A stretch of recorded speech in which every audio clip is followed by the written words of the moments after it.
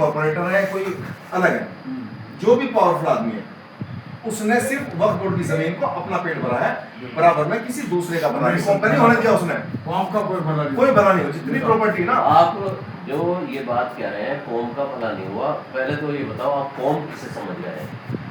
मुसलमानों को कह रहा हूं मैं, जिसकी प्रॉपर्टी है वक्फ बोर्ड की। कौम जो है ये एक उर्दू का अल्फाज है, हाँ। और कौम के मायने नेशन के होते हैं, हाँ। राष्ट्र के। अरे अच्छा, भाई ये मेरी बात सुनिए, कौमियत और नेशन, राष्ट्रीयता और राष्ट्र, ये आप जो कौम कह रहे हैं मुस्लिम समाज का हुआ, कौम नहीं, मुस्लिम समाज ही चेंज करो पहले तो। नहीं उतना समझ गए ना, अरे बात समझ गए ना, नहीं बात नहीं। अच्छा छोड़ो ना भाई, यही अब जब मैंने दो तीन बच्चे बैठे थे और तीनों ग्रेजुएट थे, मैंने पूछा कि क्या भारत में मुस्लिम प्रधानमंत्री बन सकता है? दो मुस्लिम बच्चे थे, एक हिंदू बच्चा था, दोनों मुस्लिम बच्चों से पूछा कि नहीं, मुसलमान तो नहीं बन सकता और संविधान में शायद नहीं है, मतलब शायद नहीं है, ऐसा हमने सुना, ऐसा सुनना है, मुस्लिम नहीं बन सकता। तो मुस्लिम बच्चों ने कहा, आप दोनों का क्या कहना है कि मुस्लिम बन सकता है नहीं बन सकता है? आप बताइए। गृहमंत्री बन सकता है, गृहमंत्री बना था। हाँ, प्रेसिडेंट बन सकता है, अरे बनने से मतलब नहीं है। मेरे पिताजी कोई संपादक थोड़े बने थे, मेरे घर में कोई अखबार पढ़ता भी नहीं था, आज मैं अखबार संपादक हूँ, दो अखबार चला रहा हूँ, यूट्यूब चैनल चला रहा हूँ, वेबसाइट चला रहा हूँ, तो मेरे घर में कोई अखबार भी नहीं पढ़ता था, क्यों नहीं बन सकता? देखिए मैं आपको बताऊं, मैंने फिर उस हिंदू लड़के से जो ग्रेजुएट था उससे पूछा, उसने कहा भारत के संविधान में या भारत की किसी कानून की किताब में, मैं आज से अभी मतलब अंडर ग्रेजुएट हूँ, लेकिन मुझे कहीं ऐसा नजर नहीं आया कि किसी जगह ये लिखा हो कि मुस्लिम नहीं बन सकता। उसके लिए तो यह है कि भारत का नागरिक हो, उसकी उम्र हो, पागल और दिवालिया ना हो, वो उसके लिए कुछ शर्तें हैं संविधान के अनुसार, लेकिन उसमें कहीं ये शर्त नहीं है कि मुसलमान या ईसाई नहीं बन सकता, भारत का नागरिक होना चाहिए, जो भारत का नागरिक नहीं है वो नहीं बन सकता। लेकिन ये जो धारणा बनाई गई है ये उन लोगों के द्वारा बनाई गई जो निर्वाचित प्रतिनिधि रहे हैं, जो एमएलए एमपी तक रहे हैं, उन्होंने ये कहा कि मुसलमान तो बन ही सकता, क्यों नहीं बन सकता भाई? नहीं तो ये जो ये समाज का मनोबल डाउन करने के लिए कुछ ऐसी बातें की जाती हैं, आप समझे, आपको गुलाम बनाने के लिए जो है कुछ बातें की जाती हैं, किस लिए की जाती है कि आप समाज ऊपर न उठ जाए। आज भारत जो गुलाम बना हुआ है एक तरह से, आर्थिक रूप से हम गुलाम बने हुए। आज हमारी करेंसी कहाँ है, शिक्षा के क्षेत्र में हमारा स्तर क्या है, भुखमरी के क्षेत्र में हम कहाँ पहुंचे हुए, ये आप समझते हैं कहाँ है, क्यों बने हुए? इसका कारण यही है कि जो हमारी सोच, हमारी जो हमें जो एजुकेशन दी जाती है, हमारी जो सामाजिक ढांचा है, जो सामाजिक परिवेश है, वो लोग हमारा मनोबल डाउन करते हैं, हमारे बच्चों का मनोबल डाउन करते हैं। और ये हमारे तुम्हारों की बात नहीं है, ये हमारा हो या तुम्हारा हो, किसी का भी हो, जो भी मनोबल डाउन करता है मुसलमान को डराना। आप ये देखिए, एक बाप, आपने अगर अजय देवगन की इतिहास फिल्म देखी हो, अमरीश पुरी खुद अपने बेटे का मनोबल डाउन करता है उस फिल्म के अंदर, क्यों? क्यों? उसने तो राजबब्बर के यहाँ नौकरी की थी हमेशा, और वो अजय देवगन एक आजाद, जो आजादी की वो उसमें जो है जैन जी था, वो तो उसे ये पता था कि हमारे कुछ अधिकार है, क्या जो दो बालिग लड़के लड़कियां शादी कर सकते हैं, लेकिन उसके दिमाग में ये थी कि जमींदार है, जमींदार की बेटी से कैसे शादी हो सकती है, ये तो बहुत पावरफुल आदमी है, मरवा देगा मेरे बेटे को। तो ये जो बातें धारणा की हुई है ये सब निकाली जाएगी। आप तो फिल्मी लाइन से, फिल्मी लाइन वाले तो इस बात को सोचते हैं कि इस बात को ये नहीं कि आपको बताना चाह रहा। अनीस भाई, आप मुंबई से आए हैं और मुंबई में आप इतने बड़े लेवल पे हैं, वहाँ पर फिल्म इंडस्ट्री में हैं, और वहाँ पूरी इंडिया में कहीं ना कहीं कॉन्ट्रैक्ट भी चलते ही रहते हैं आपके। तो मुस्लिमों के जो बारे में आप बात कर रहे थे, वक्फ बोर्ड को आप किस अंदाज से देखते हैं? वक्फ बोर्ड को अंदाज से इसीलिए देखते हैं कि जब तक हम अपनी रिस्पॉन्सिबिलिटी खुद नहीं लेंगे, मैं अपने घर को साफ करके अपने घर का, मैं आसपास का अगर जिम्मेदारी नहीं लूंगा, अपने बाहर का सफाई नहीं करूंगा, मैं ब्लेम देता रहूंगा। स्ट्रॉन्ग खुद बनना पड़ेगा, कोई तुम्हें चेयर लाके नहीं देगा, विरासत से कुछ नहीं मिलता है, लड़ना पड़ता, फाइट करनी पड़ती है, जो हमने नहीं की है। नपुंसक बन चुके हैं हम लोग मुसलमान।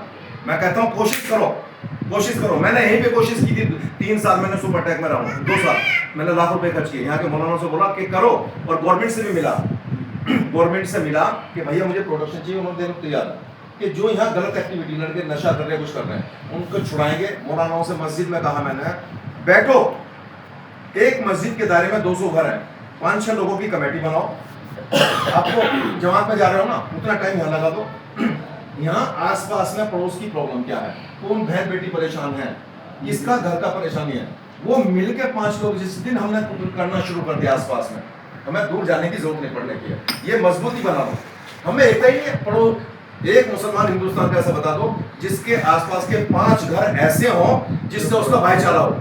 अरे भाई साहब, ये जो आप बता रहे हैं ना, हाँ। आप ये बना, ये असल में ये मजबूती देता है, ये मजबूती देता है सर, बातें बने। ये मजबूती देता है। वो सबसे पहली चीज होती है, मैं कहता हूँ जागरूकता। अरे सब अगर जागरूकता नहीं है, अवेयरनेस नहीं है, आप कुछ कर ही नहीं सकते। आप जो आदमी वो जागरूकता हमें करनी पड़ेगी, वो करनी पड़ेगी, आप सुनिए, वो हमें करनी पड़ेगी। मेरी बात सुनिए। जो आदमी दिन भर मजदूरी करता है, सुबह उठ करके मजदूरी करके 8-10 घंटे की मजदूरी करके जब वो शाम को घर लौटता है, तो वो घर पे अपने काम करता, फिर कहीं उसकी जो है आधा घंटा 1 घंटा कहीं चाय की दुकान या कहीं बैठता है, तो वहाँ पे उसे क्या बातें सुनने को मिलती है? वो जो बातें होती हैं उसकी, वो समाज को जागरूक करने वाले, या हम भी कभी हुक्मरान थे यहाँ, उन्हें जो है ये बताया जाए यार मुसलमानों को कि किसी तरह से अपनी ज़िंदगी बचा लो, किसी तरह से जैसे भी अपना जो है टाइम पास कर लो।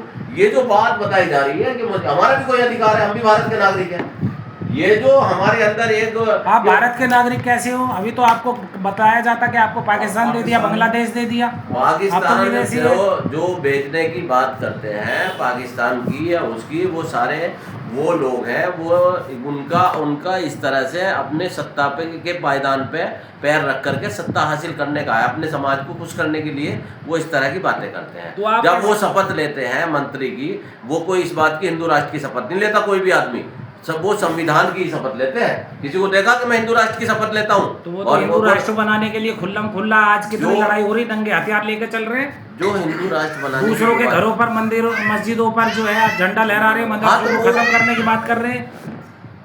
वो उसमें कुछ तो ऐसे हैं कि जिन्हें मतलब एक तरह से इस काम पे लगाया गया है, कुछ ऐसे हैं कि वो अभी ना समझ है, उनकी समझ में नहीं आई है, वो उनकी समझ में जैसे, क्योंकि उन्हें एजुकेशन से दूर रखा गया है। अगर ये पढ़ लिख जाएंगे, तालीम याफ्ता हो जाएंगे, शिक्षित हो जाएंगे, क्योंकि बाबा साहब ने कहा था शिक्षित बनो, संगठित रहो और संघर्ष करो।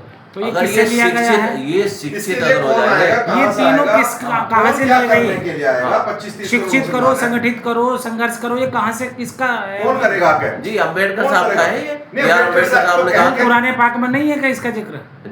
अरे भाई पुराने पाक में तो कोई सी बात की ऐसी नहीं है, सारे सब कुछ जीने से लेकर के मरने तक का, और नाखून के बाल से लेकर सर के बालों तक का तरीका बताया गया है। जब सब कुछ लिखा हुआ है तो फिर आप अमल क्यों सुनिए। नहीं करते? जब आपको रास्ता बता दिया अरे गया भाई है, देखो, तो करते क्यों नहीं भाई? अरे भाई साहब, मैं ये जो करने की जिम्मेदारी किसी मौलवी की, एक मस्जिद वाले की, या एक महराज भाई की, या अनीस भाई की, या बेताब भाई की नहीं है, ये सब लोगों की है। मैं क्या कह रहा हूँ, कुछ काम जो आप इतने टाइम से पत्रकार हैं, संपादक हैं, तो बड़े चैनल चलाते हैं, ऐसे बेताब भी आपका एक चैनल समाज वाली है, बात है। तो उसके ऊपर आपने क्या शिक्षा दी है लोगों को आज तक, या क्या काम किया? ब्रेक ले लो। जी बताएं।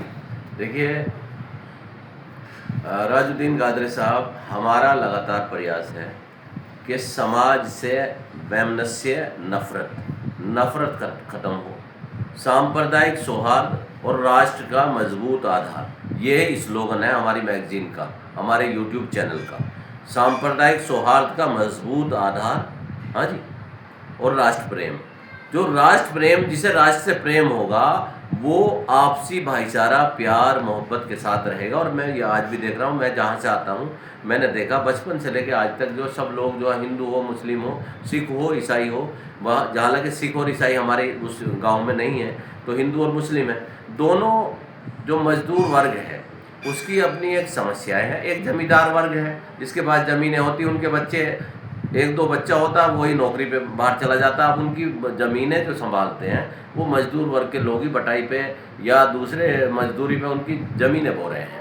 और अगर ये मजदूर और ज़मींदार के बीच में जो रिश्ता है, इसको हमारी जो आर्थिक व्यवस्था है, जो गांव का जो रिश्ता है, जो सामाजिक भाईचारा है, इसको बिगाड़ने के लिए एक पार्टी हमेशा से वो इसी नफरत को फैला करके आगे बढ़ने का काम कर रही है, और वो सत्ता पे पहुंच गई है। और आज आप ये देख रहे हैं कि वो सत्ता पे पहुंचने के बाद अगर एक आदमी अधिकारी बनने के बाद भी नफरत पाले रखता है, तो वो सबसे बड़ा नुकसान वो लोग करते हैं। शुक्रिया, आप गादरे इंडिया न्यूज़ में आपने बातचीत की और बड़े अच्छे से विचार रखे। मैं आपका तहे दिल से शुक्र अदा करता हूँ कि आपने हमारे प्लेटफॉर्म को वक्त दिया। शुक्रिया।